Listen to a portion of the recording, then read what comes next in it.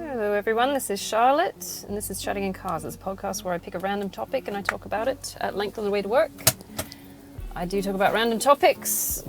Actually, to be honest, there must be a bias created there at some point because I do have a selective amount. But anyway, without looking at it critically, these are ones I pulled out of the air. There is a disclaimer at the start of this podcast because I do talk about sensitive topics and I do swear a lot. And I am not going to be sorry for it because that's me and I have to acknowledge my authenticity and that's part of me. So I do swear. It's okay to be you. I picked it up somewhere along the line for some reason. Right, so if you don't want to hear all that, you don't have to, of course. You can take your delicacies or delicate feelings and go and listen to something else. I heard some Fleetwood Mac on the YouTube this morning. I was quite happy with that. The topic for today is the grind. And now the grind I'm talking about is day-to-day work. It is. Everybody has to do it, or you should be doing it, really. I mean, it's the horrible exercises we go through to build muscle, isn't it? You know, if you ever want any kind of a project to get off the ground, you have to put the grind in, right? Everyone goes through it. It's part of adulting. It's almost like part of it's part of growing up. You know, you need to get a job, get your shit going, so you can start building your life. It's a bit biased from this perspective because you're taking it from if generally you're taking it from a westernized capitalist viewpoint that you have to get a job. I mean, some people just don't get a job and that's their gig and that's what they like doing. Maybe they live like freegans. I appreciate freegans. I like them. I think it takes balls to go dumpster diving because you have to put your ego aside and the stigma of eating, dead food. I say dead, it's probably off or expired or best before. And just make sure you're not wasting stuff. So I give them credit for that. Things like that, and I like the barter system as well that they use. It's very communal. It's a very nice way to sort of share everything. But generally, when I'm talking about the grind, I'm talking about the day-to-day getting together, having to do something horrible. Like in my case, going into a classroom and making kids do stuff that they don't want to do in the last 2 weeks of term when I don't want to be there. And it's a beautiful summer day outside and everyone's like, fuck this, let's go to the beach instead. That's the grind. Knowing that it needs to get done, but not wanting to do it really, but getting it done. Because we're here to work, dude. We're humans. We have to survive. It's all part of our biological nature to get, going, to get the hunt on and get the product that we need to survive. And in this way, in this sort of westernized capitalist version, the hunt is going and getting the work done so you can get the food to put it on the table, right? It's still hunter-gatherer kind of scenarios. It's just based on, just different means, different tokens. It's not physical going out and hunting animals to eat. It's going out and hunting work or consuming time to bring back a product that is, which still is food in the end, essentially, or a roof over your head, or being able to participate in certain experiences. And it's a rite of passage as well, I think, to be able to go and get a job, because you can't get a job below a certain age. You have to be, I think in Australia you have to be something like 14 and 9 months to get a job, because I remember working at McDonald's when I was hoping and waiting to get a job at McDonald's. I really wanted a job. But then again, I had like a fucked up background where I was just like, I need my independence. I want my independence. I'm going to push for my independence financially as soon as I can. It didn't go very well because I wasn't equipped to deal with that kind of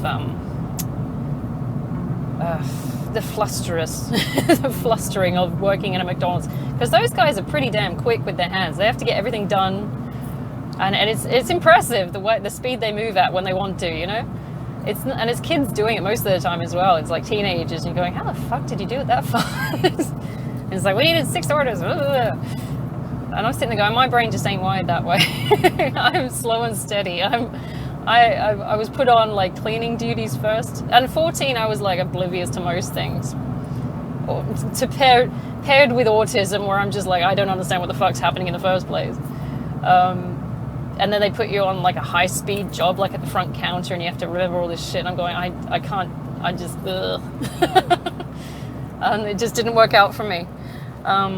But I did work there for a couple of months, 6 months or so. I'm not very impressive with my CV at that age. I did about 6 months work when I was at 14, and then I think my next job I got when I was more like 18, 19 was working in a factory, which was slow, steady, just plodding along, packing boxes and stuff, which was really nice actually, because you have music in the background and it was repetitive and it worked well with my autism. So what used to drive me nuts though was when the person before me would pack a box wrong, and of course so my hyperfixation kicks in, and I'm pulling all this shit out just to repack it because I have to get it right?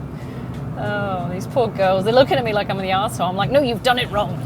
So we have to get it right.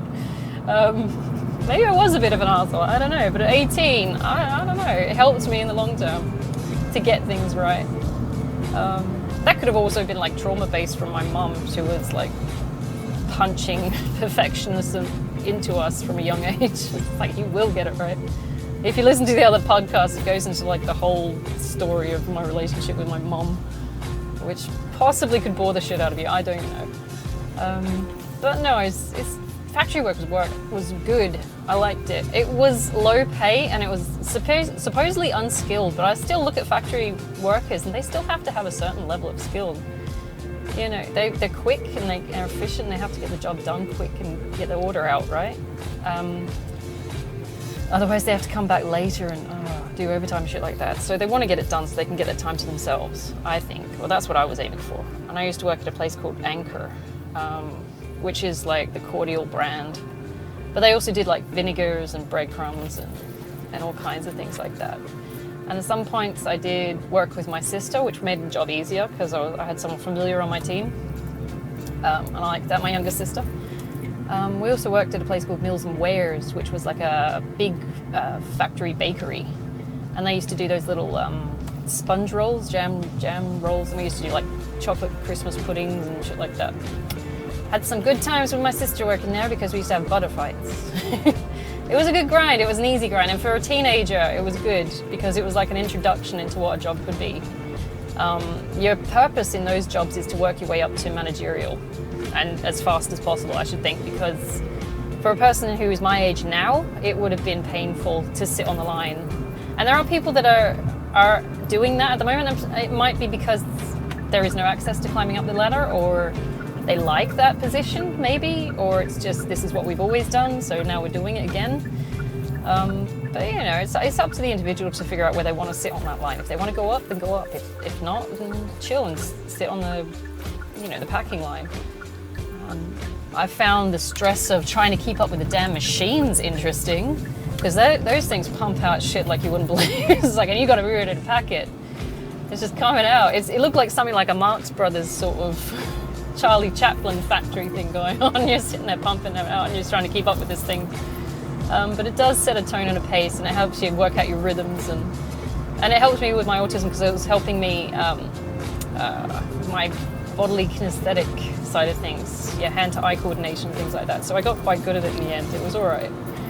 I've never been particularly sporty, so I suppose labour would have been helpful, right? With my bodily kinesthetic and coordination. No, it was a great introduction to it. I was a student at the time. I was at uni, so we had no money, sitting on welfare, student, what did they call it, New Start, or it was like student, it was some kind of student pay, and it was fuck all. So if you worked extra, you got to keep the pay over a certain amount, or something like that. So it was nice to have the extra money. It introduces you to sort of having to socialise with other people in the workplace and getting used to the actual job and that kind of stuff as well. So it was a good insider. I mean, there's a lot of people that think, when you want your first job, you want a really, really good one straight off the bat. It's like, no, you need that introduction, dude. You need to sort of ease your way into it, I think. Otherwise, it's too stressful all at once. You get these graduates that come straight out of uni and they're going straight into the full-time job. They don't know what the fuck they're doing. And most jobs you learn on the job, right? Especially with things like teaching and stuff. They can feed you all the theory and stuff that they can. It's like, I know a shitload about Piaget and Bruner and all the cognitive dissonance and all kinds of weird shit and learning styles and capabilities. But until you actually see it in practice, you're not going to know what the fuck they're talking about. And that's why they have internships and work placements and things like that. But even at the time, while you're still you're getting this information in your ear while you're at uni and you're in the internship. It's not until you get into the real job where you're actually getting paid to be there that you'll actually see the real shit, because it's very cushioned in the internship. Or what they call the ATP. I don't know what ATP stands for. I know it's adenosine triphosphate if you're talking about bodily functions and shit like that. But teaching, it's my last prac was the ATP, and it was this big assessment. It was an internship essentially. I should probably have remembered what that was because it was important at the time, and I wouldn't have worked if I hadn't passed it. But again, my brain just wasn't there, right? Because you're sitting there trying to stress about all the theory you need to remember plus the practice you have to put into play. And I'll tell you what, half the practice they show you or tell you to do, not really applicable to the job. So you can go in there with all the intense and wonderful ideas that you want to put in the play, but it's not going to be there in the real world. It's like, oh, this is a lovely idea. This is the actual situation. It's like, oh, okay. But that's most workplaces, I should think. If you're a doctor as well, you'd do the same thing. Or if you're, I don't know, in construction or something like that, you'd do the same thing, really, wouldn't it? You've got the idea of what you want to do, but when you get there, it could be very fucking different. Even soldiers face that shit. It's like, we planned for this. But the Taliban had other ideas, so fuck. Regroup. You know? So what do? You've got to adapt, right? And adaptation is possibly one of the most important skills you've got when it comes to the grind. Because either way, you still need to get that job done. You need to find a way to make it happen. And it comes with strategy, practice, experience. Experience is essential. It is essential. It doesn't matter what school you fucking came from. You can have Ivy League education. It's like the actual experience is what's going to make the difference. You know, some fancy uni you've come through, I've come through fucking UWA, I don't give a shit. I want to see what you can do, not what you've remembered.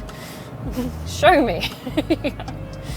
And it comes through experience. Tacit knowledge is probably one of the best ways of learning by doing. Nobody wants to hear you waffle on about crap that you've learnt from a book. We want to see it in practice, in situ. If you can't show me, I'm not going to give you anything, am I? It's putting practical knowledge to application. The grind is interesting though, because there are still some people, and this was very frowned upon when I was a kid, probably because I came from a poverty background, but if you didn't work, you were looked down on. Some people sit on the welfare line as well. Some people choose it as a lifestyle choice. And I'm not talking about the people who have disabilities or their life falls to shit, or, you know, it's like these people who actively go out of their way to sit on the welfare line and will fight to stay on it. I don't know why. They consider it like a fucking full-time job to be on the welfare line. It's very strange. Because have you ever been in a fucking welfare place? It's not a place you want to be. Because not only are you dealing with, you know, people who want it as a career, you're dealing with like crackheads and weird people that have, you know, done horrible things. You're sitting there going, do I really want to sit here amongst these people? I don't know. There is some kind of stigma and shame to being on the welfare line as well, but some people's lives generally fall apart. That's happened. That's not your fault. That's unforeseen occurrences. But the goal is to get out of that mindset that you should be there. You don't deserve to be there. You don't deserve, not in a bad way, you don't deserve to have bad shit done to you, where you have to take the stigma of sitting in a Centrelink building amongst, you know, stinky crackheads that keep eyeballing you. You know, it's like they've made their life choices. If they want to sit, that's their problem. So that my mindset is that we constantly need to be pushing forward to get an education, to get employed, to get to a good place, to increase our life chances and better our life, you know, quality of life. That's what we were taught as kids. It's like there is no option but to educate yourself. But for the life of me, I can't understand these people who actively choose it as a lifestyle. It's odd. I do wonder if they are questioning their sense of worth or something like that, or if they think it's an easier option. It's not an easier option. I was sitting on the welfare line for a long time as a student, or through COVID, or as a kid, and you are constantly fighting the system to get the free money. It's a constant fight. It's So you have to constantly justify why you exist and why you deserve it. It's a horrible, horrible thing. I would rather just get a job and be done with it. It's like, oh, it's embarrassing as well. Because they're sitting there thinking, I mean, they might not be, but they're sitting there thinking, why are you even fucking here? Go get a job. And you're sitting there thinking, as a student, going, I'm trying to get a job. I just need some pay to cover me while I'm studying to get a job. But they don't look at you like... But then again, it could be from having a large chunk of their time and experience dealing with the belligerent kind of people that are trying to get the welfare pay, you know, like the assholes. They've got that weird sense of entitlement that just want to sit on their ass. So I kind of feel sorry for the social workers as well, because they don't deal with the good people all the time. They also deal with the horrible people. So you got to feel some sympathy for them, or empathy. I don't think I could do that job myself, even though it is a paid job. Interesting. And they might go in there with their mindset that they want to help people. Because also you have to go, if you're training, if you want that allowance, we got a thing over here called New Start. If you want that New Start allowance, you also have something like 6 months on it as a welfare payment, and then you have to start looking for either training or a job.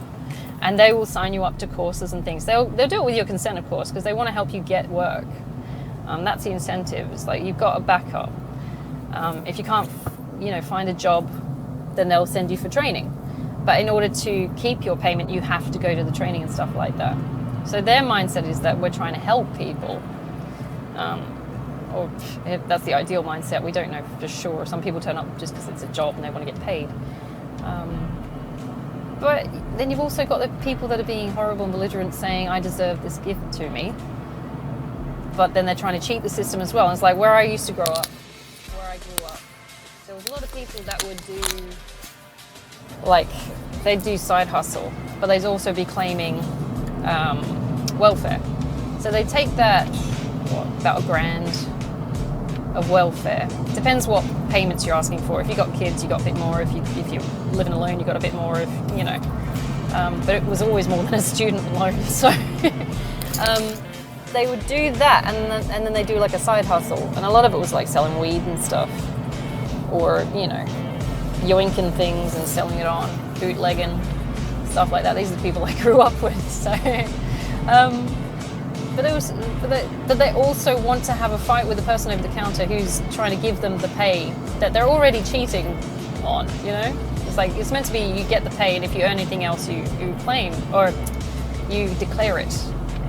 Because it's meant to be helping people, not, being exploited. But, you got to deal with those kind of assholes. What is this guy doing? Is he trying to come over? I don't know. It's a big petrol tanker who's just leveled up in this gap that I've created, but he's not indicating or anything, he's just sitting there. Oosh. Anyway, so the aim of the game is to get out of the welfare system. It was only ever supposed to be used as a stepping stone. You don't sit on it as a lifestyle choice. You try not to, right? Some people get, arms and legs ripped off and stuff like that, so you kind of have to. It's a bit of a loss, but that's not your fault if that happens. But people who are perfectly fine, educated, or have the ability to be educated and have access to education, because they will push education on you when you're at Centrelink. They'll say, we'll train you, we'll get you trained, we're trying to sign you up to all these things. But deny it and push it away and say, I don't want to, rather just sit and get the free payment. That's not something to be encouraged, I think, because it's parasitic. You need to go out and actually find your stuff. So that's what I grew up with. That's what shaped my employment side of things. So we were pushed into education and employment from a young age. We were taught self-sufficiency through violence, essentially. But we got the mindset, we want to get out and we want to do something with our lives, and we want to do it as soon as possible. But the grind is meant to help you get somewhere with your life. You're meant to improve your life chances. It's a hard thing, especially when you're past a certain age, to just get out of bed. But you try and find some kind of incentive to do it, and most of the time it might be money. At this point, for me, it's money. because I want to get my goals done. I want to rebuild my life that I lost to my ex-husband. So I want my house, I want my dog, and I want my future. And if I have to get it on my own, I would have preferred to build with someone, but if I have to get it myself, I will. Perpetuates my, ridiculous level of independence, which is trauma-based, but it's fine. I would have liked to have relied on someone. But you know what? Fuck it, do it ourselves. We'll do it live. What else? The grind is painful. You have to find something that is going to motivate you. Some people do it for the money, some people do it for the kids, some people do it for the holidays, some people do it for just finding small things to do on the job, which will make the day go faster or slightly tolerable. If you've got a buddy that you work with, that you get along with, that does make the day go faster. Incentivize it, because the grind is the grind. It's called the grind because it's painful. It's grinding against your soul. But it is a necessary pain. It is necessary, yes. And some people might feel trapped. You might feel like it's a horrible experience. And yes, it's a horrible experience, but you need to have some kind of pain and horrible experience to get anywhere these days. Nothing in life is free. You got these people who stand up and say, I can't do this grind. I'm going to go find myself. I'm going to get a van. I'm going to live off the land. And so, you ever seen Into the Wild? Guy ate some beans and his ass exploded. He died alone in a van. It's like, just be careful of what you ask for, okay? Because he found himself, but I'd rather take the grind, dude. Oh, I'm sorry, it's horrible. I love that he went out and tried to find himself. But I'm a bit cynical when it comes to that, because I've seen too much. So I'd rather take the grind, dude. I know what I want. I like the hard work, the discipline, the strategy. I like all that. That's how I'm wired. This airy-fairy stuff, I can't do it, man. I'm gonna go find myself. I'm gonna eat these random fucking beans that I misidentified, and now I can't digest. I think he couldn't digest food after that because it had done something to the lining of his stomach or intestines or something. And he slowly just starved himself to death. It was something like that. And I cried during that movie, so I'm not completely heartless. I'm going, oh my god, that's horrible. But within reason, man, these people are like human guinea pigs. Go find yourself. And the rest of us sitting there going, dude, totally, yeah, go find yourself. I want to see what happens. I'll get the popcorn. My younger sister's a bit like that, actually, at the moment. She works for a property manager. She manages rental properties or something like that. But she went over to London to find herself, sort of thing, to get away from her parents and to build a life for herself. But she spent a lot of the time just floating around couch surfing. I can't do that, man. When I was couch surfing, it was because I was homeless. It wasn't because I went to go find myself. I was actively shat on by the universe. Well, not the universe. She broke up my life to reform it. We got to appreciate that. Not all bad things are actually bad. Most of the time, your bad shit that happens in your life is a blessing. If you listen to the other podcasts, you'll know why it was a good thing that I was homeless for a while. It was a good thing. I learned a lot of good shit. I appreciate everything I've got now, and I'm very happy with where I'm going. So fuck it. It gives you a kick in the ass to sort of direct you to what you want in life. Shit like that makes me very conscious of why the grind is important. It's like, I've been broke, I've been in debt, I've been homeless, I've had nothing, I've lost everything in my life. I appreciate that I can get work when I can. I'm very happy with the kind of work I do.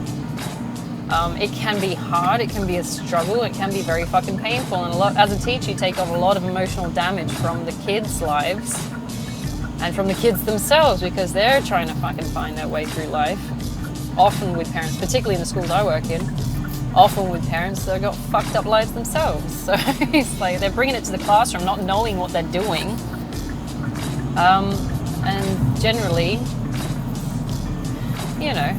wanting to discuss what's going on in their lives. And of course you're sitting there going, well, tell me about why your mum's a meth head. It's like, yeah, go for it, I don't mind.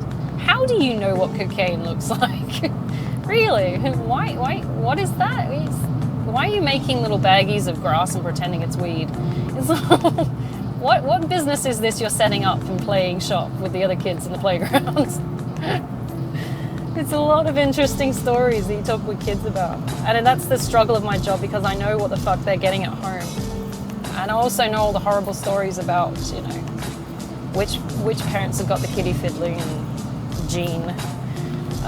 You know, so my babies, man.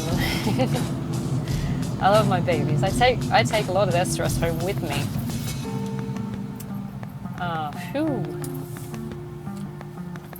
And yeah, that's the part of the grind that I have trouble with. Knowing which ones I'm handing back to abusive parents and not being able to do a damn thing about it because, you know, DCP hasn't got involved. Or aren't willing to get involved on the level you need them to get involved in, because, you know, there's a whole stigma about taking kids away from parents and shit like that, where you don't want to be interfering with their development. And you sit there and think, this parent is doing horrible things to this child and you're not willing to intervene because you don't want to look like the bad guy. You know, that kind of shit weighs on me. That makes it a grind for me. If that shit wasn't there, it would just be a case of me turning up, hanging out with some kids and having fun for a bit and then fucking off home and getting paid, you know? That would be my job, but that's my grind. And then taking these kids from like fucked up backgrounds and having to get them to do shit they don't want to do when they're in a place they don't particularly want to be either. So whilst you don't want to be there because you'd rather be at home sleep or something, that makes it the grind. There is a difference between like a job and a career as well.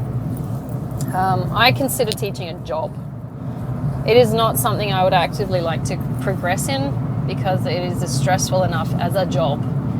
Some people take it as a career and they run with it. I'm looking at the stress on the grassroots level and I'm saying this is enough as a job.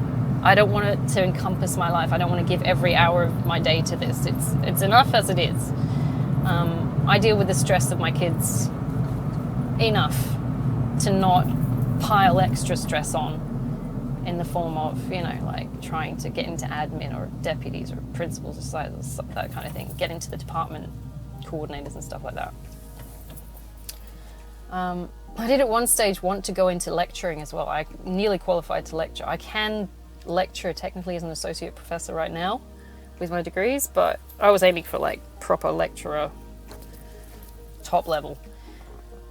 But thanks to my divorce and my life falling apart, I didn't finish my doctorate. I just dropped out, which is what I needed at the time. I was homeless, dude. I was couch surfing trying to do a doctorate. It's insane.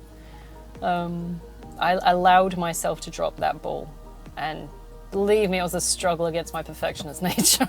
It was a real fucking fight. I'm like, I can keep going. It's like, no. Your life is ending in this format, let it go.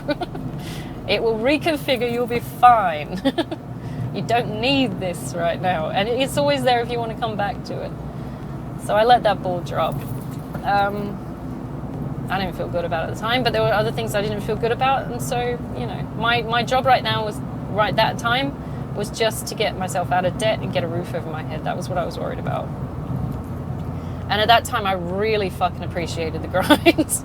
I'm like, whatever days I can get, I want. And I want it really fucking bad. So I was going out of my way to find work. And as a relief teacher, you get a call in the morning, if you're lucky.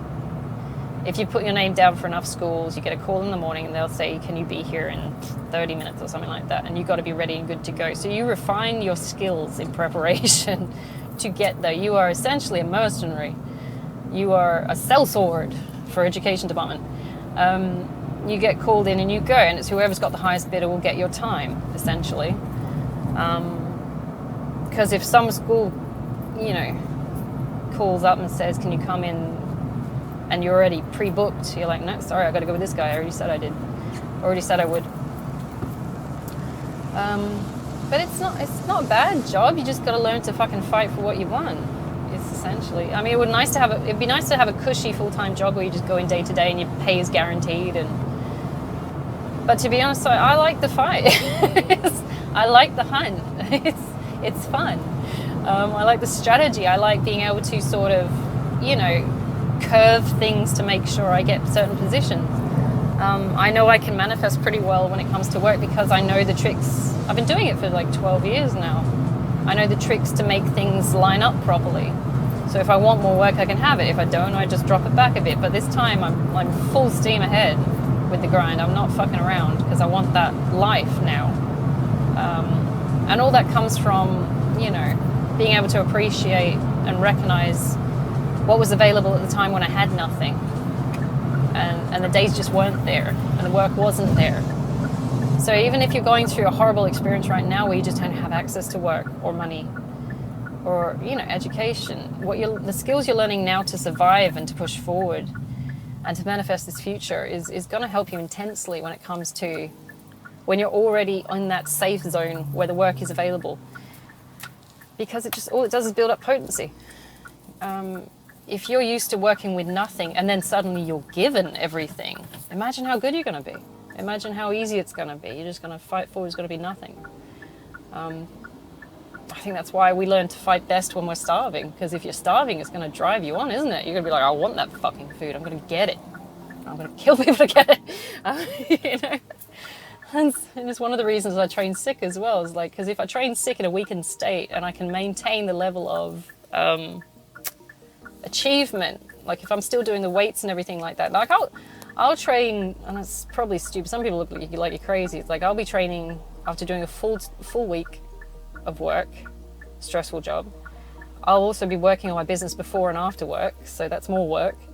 I'll be on my period, so that's blood loss, that's physical loss, whilst having the flu. So I'm not just burning the candle at both ends, I'm setting everything on fire and dancing in the flames, you know? It's like we're going forward with this. So I'll be training whilst I'm in that state so that I know when I'm well and when everything's working and I'm in a peaceful state of, you know, not having to look for work and be a mercenary, that I can do it better. If you train in a weakened state, when you're healthy, you'll be even better. I know. Although it could go the other way as well. It could fuck you up properly. Like, you don't train injured. Don't be stupid. Because it will, you know, aggravate the situation. You just make injuries worse. But at the same time, I don't mind training ill or bleeding. I'm sitting there, I get angry with the guys in the gym though. I'm like, you're not sick or bleeding, lift heavier, move. I do get a bit angry with them. I'm an asshole. I don't care. That I know where that trauma comes from. That comes from my mum pushing us too hard when we were kids and expecting achievement. Overdoing it. But it suited me in adult life. I know not to underdo things. I know not to half-ass things. I know how to get the job done. This is why people employ me, because I'm heavily reliable. It's a blessing, really. It was hell growing up, but it's a blessing now because they know they can depend on me because I will get the job fucking done. Anyway, all right. So what can we take away from this? The grind. It's because I've just pulled up.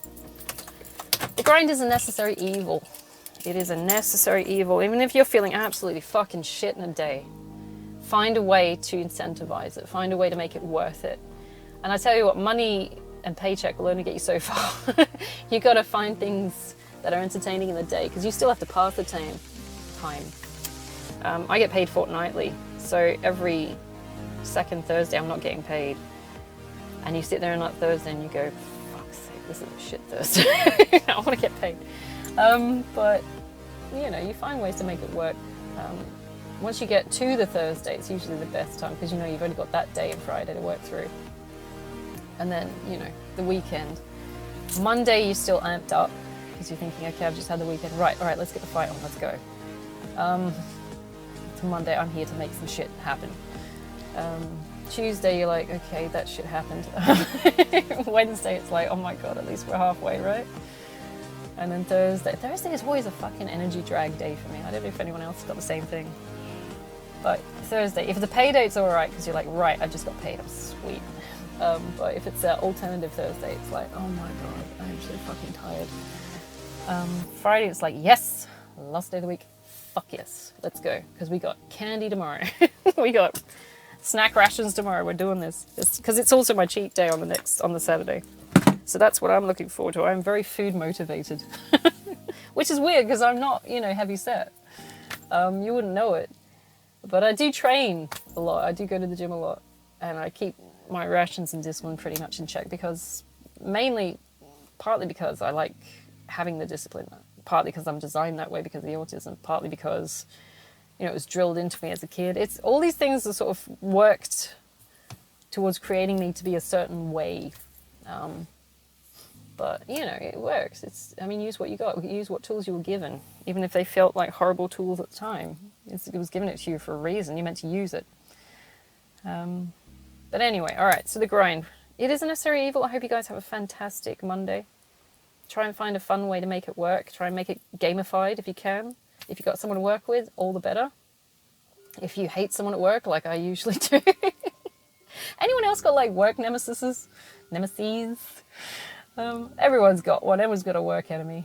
You got to find a way to gamify dealing with that shit, because those fuckers will drain the life out of you. You also got like bosses that demand too much. Everyone's got a boss that demands too much because the bosses don't have any idea, or maybe they've distanced themselves from what it is to work in your position. That happens a lot. We've got deputies where I work, which are like almost principals, who haven't set foot in the classroom in fucking years. And they're like, why don't you just do it this way? And you're like, why don't you fucking do it this way? Because I'm tired and I hate this shit. But they've just got no grasp anymore of what it's like to actually do the job because they've distanced themselves from it over the years. But you know, you got to find a way to gamify it, dude.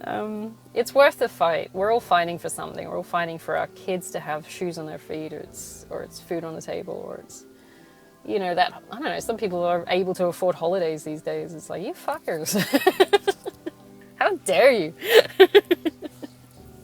All of us proletariat, we're all like, I just want a roof over my head, and you bougies are like, I'm going to fucking Africa. Fuck you guys. Oh, don't go to Africa. It's dangerous. South Africa, oh, the fucking riots. Anyway, all right, so find a way to make it fun, guys. It's going to be awesome. We're just going to get through the week, and then we've got the weekend, and we're going to have us time, right? Okay, I hope you have an easy day today. Take it easy. I hope it goes really, really fast for you, and you just get through your jobs, and it's all good, and you have nice things, and somebody gives you a cookie or something, and you're like, yeah. All right, take it easy. And I'll do another podcast tomorrow.